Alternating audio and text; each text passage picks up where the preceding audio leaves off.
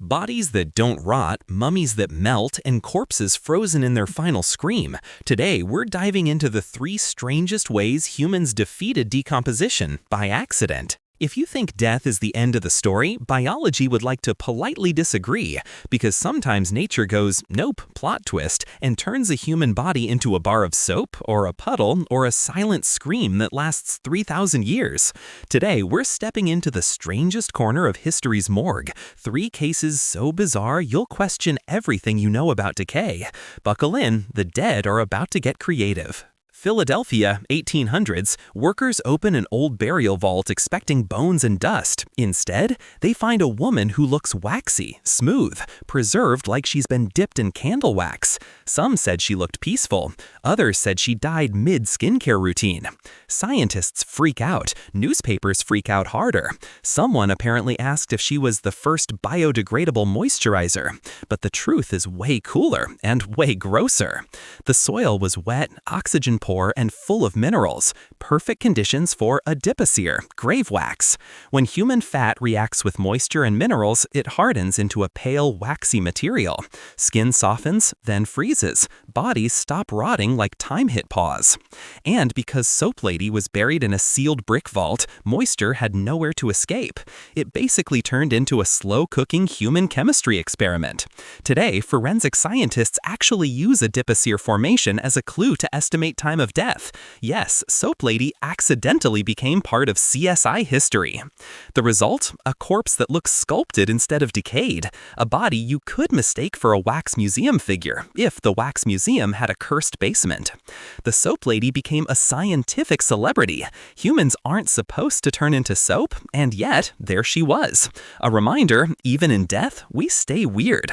And here's where it gets even stranger. Adipocere can keep forming for years. Some bodies develop it partially, some fully, some only on the face, creating this unsettling mask effect. Soap Lady? She was the full package. Nature's limited edition skincare product.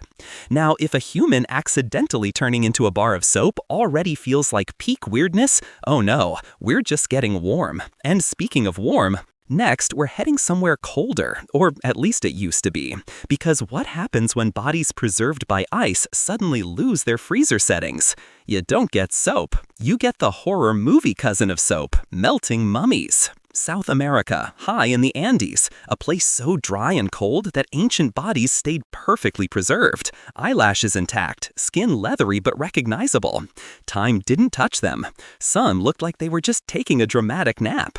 These were the Chinchorro and Incan mummies, protected by altitude, dryness, and temperatures so low they basically lived in nature's walk-in freezer. Until the climate changed. As temperatures rose, the mummies didn't decompose in a dignified way. They melted.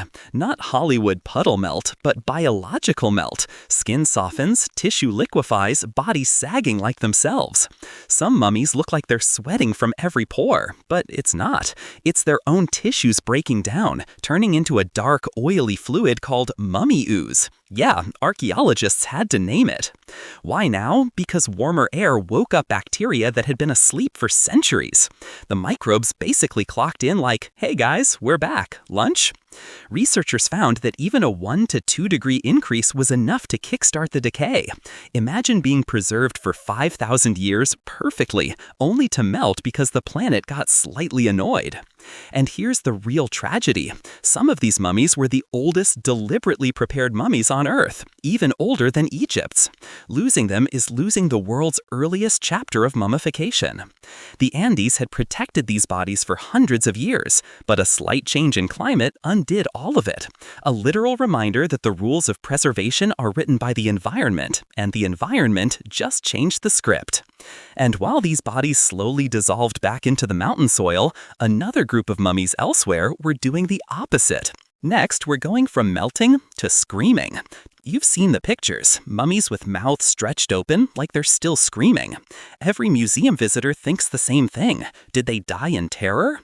Well, sometimes yes, but also no. And somehow the no might be creepier.